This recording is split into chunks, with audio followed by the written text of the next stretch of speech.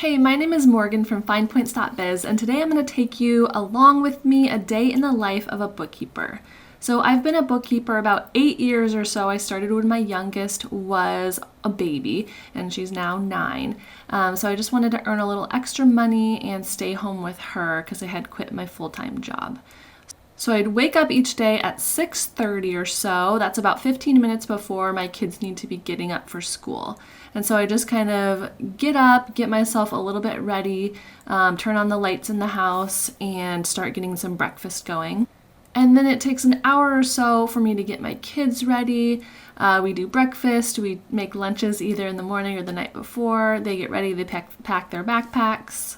And this is the first year I've had both of my kids in full-time elementary school. My youngest just started kindergarten. And so it really took me a good 4 months or so to kind of figure out my schedule. Like when I wanted to work, when I could do some exercise, when I needed to do the house chores.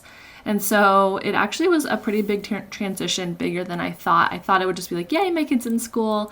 I have so much time on my hands, but I really did have to kind of fine tune my schedule and figure out when I was most productive. And then at 7:45, we meet our friend on the corner and walk them to their school. So what I do at 8 o'clock when I get home from walking them to school is I eat my breakfast. I kind of tidy up a little bit and I start some laundry, do a couple, just maybe 15 minutes or so of house chores, maybe 15 to 30 minutes.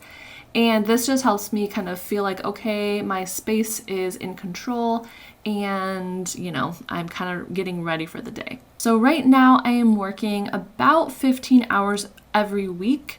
And so I'm going to kind of take you through when I work and what my day looks like. Of course, it varies each day as I work for myself and I have a really flexible schedule. But this is kind of the routine that I have figured out that works for me pretty well.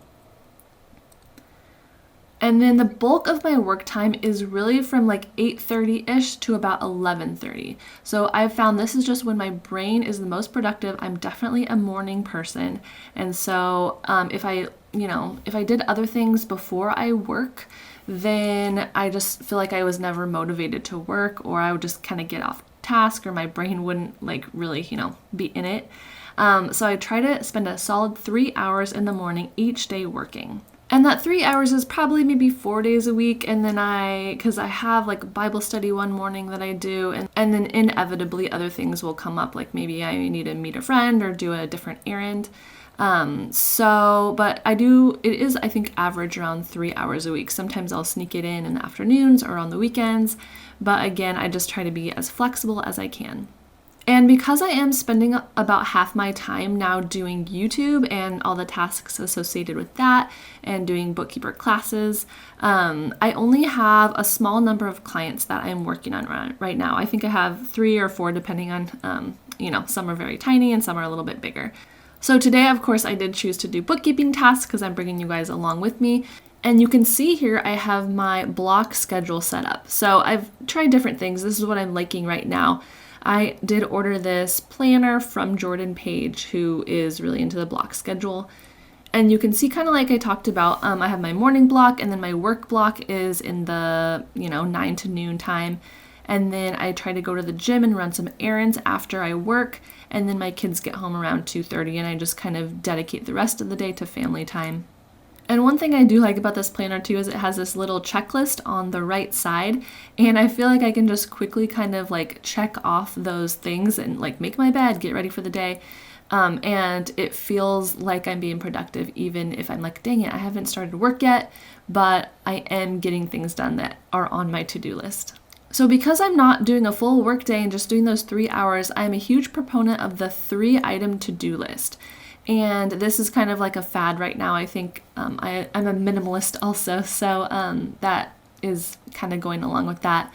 But basically, I have a longer to-do list within this planner, and each day I just pick 3 things that I genuinely believe that I can truly get done and just feel really good about accomplishing those 3 things. So I'm going to talk to you a little bit more about those 3 bookkeeper tasks now.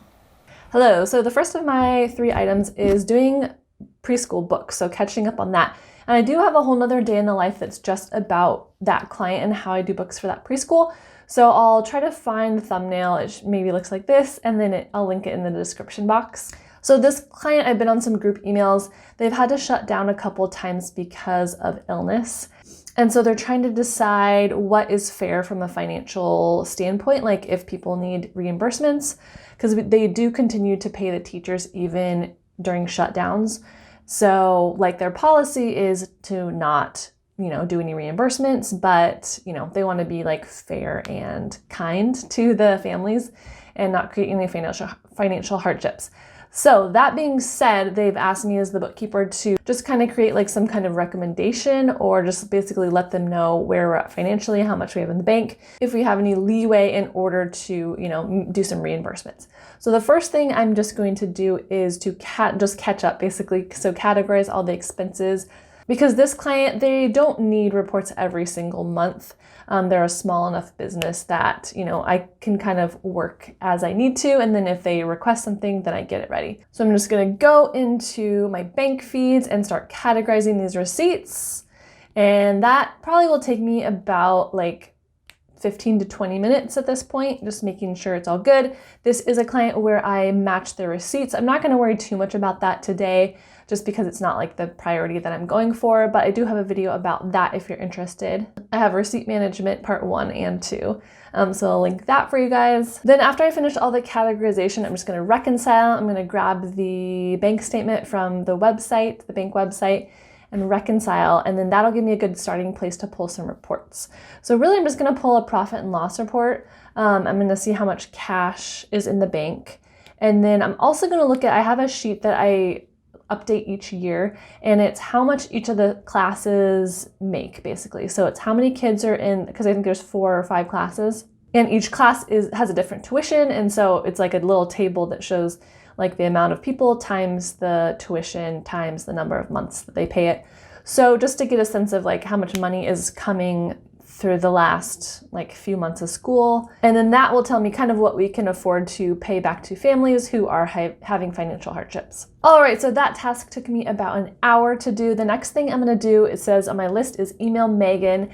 And this is a nonprofit, like kind of an acquaintance's local nonprofit that I've helped out with before. They asked me if I wanted to be on the board and be the treasurer because they are in need of a bookkeeper. And this does happen as a bookkeeper. You're gonna find the longer that you do it, the more people you see need your skills. It could be nonprofits, it could be schools, it could be, local boards or like groups or your kids' soccer team or things like that, like a soccer club.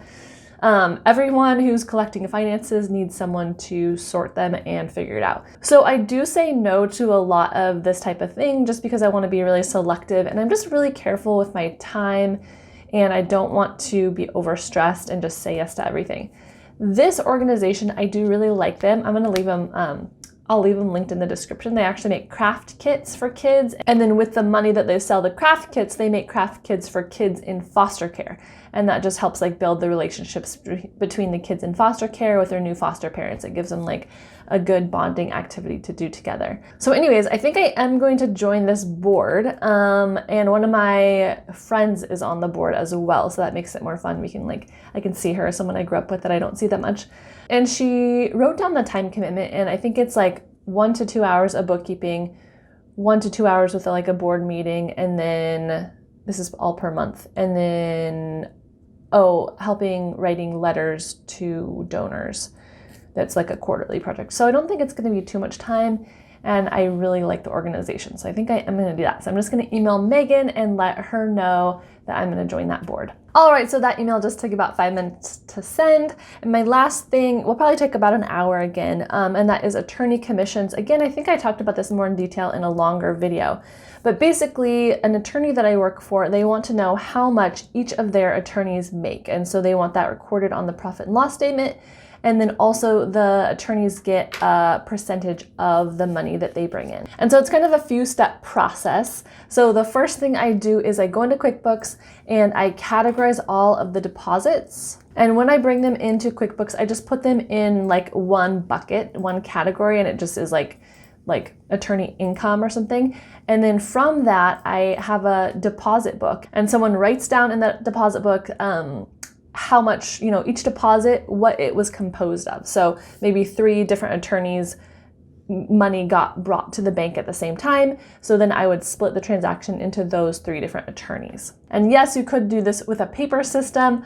This client we're working little by little to get them even more digitized, but that's been a bit of a process. So once they are all in QuickBooks under the right person, I have a saved report that I export. So I just have subheadings with each person's name. And so I just pull all that out of QuickBooks and into an Excel document. And then from there, I can take each person and calculate how much money goes into Gusto to pay them. So, I take all of George's money, and then I have a spreadsheet where I have kind of some calculations that are done. So I have a spreadsheet for each attorney, and on each spreadsheet I have it broken out by month, so it has all the months of the year. Then I copy and paste from the Excel document I exported out of QuickBooks. I copy it into this specific spreadsheet, and I just grab the transactions for the month, and then it automatically calculates the percentage. So some attorneys might have different percentages or different situations. And then it also subtracts. There are some client cost advances. So if there were basically expenses that came out, then that attorney wouldn't, if they bought supplies or there were court filing fees or something, they wouldn't get paid for that stuff because it was an expense for the whole transaction. So anyways, this spreadsheet that I made calculates all of that stuff. So it has their gross income, and then it minuses the expenses, and then it gives them 50% or whatever their percentage is that is their take-home pay.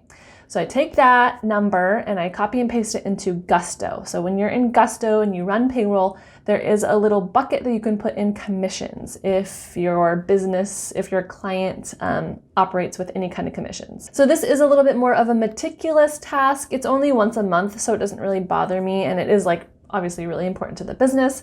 So I'm happy to do that for my clients. All right, so I have wrapped up my 3 things. So now I'm going to head to do a class at the gym. So I run those errands and I get home in time for my kids when they get home from school, and I make them a snack, hang out with them, see how they're doing, and really just trying to focus on family time. So this is a little bit different style. Let me know if you liked it down in the comments, and definitely subscribe to my YouTube channel for a new video every week. It helps me out a ton. Also, if you can give this video a thumbs up.